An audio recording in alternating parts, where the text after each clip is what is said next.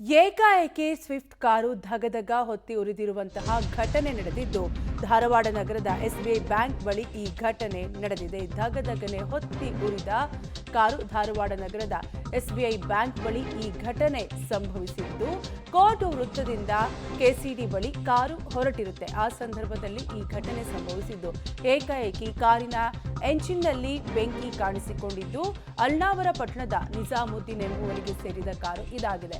ಬೆಂಕಿ ಕಾಣಿಸಿಕೊಳ್ತಿದ್ದಂತೆ ಕಾರು ಚಾಲಕ ಹೊರಗೆ ಬಂದಿದ್ದು ಅದೃಷ್ಟವಶಾತ್ ಪ್ರಾಣಾಪಾಯದಿಂದ ಪಾರಾಗಿದ್ದಾರೆ. ಒಟ್ಟಾರೆಯಾಗಿ ಬೆಂಕಿಯನ್ನ ಅಗ್ನಿಶಾಮಕ ಸಿಬ್ಬಂದಿ ಈಗಾಗಲೇ ನಂದಿಸಿದ್ದು ಗಮನಿಸ್ತಾ ಇರಬಹುದು ನೀವು ಕೂಡ ದೃಶ್ಯಾವಳಿಗಳಲ್ಲಿ.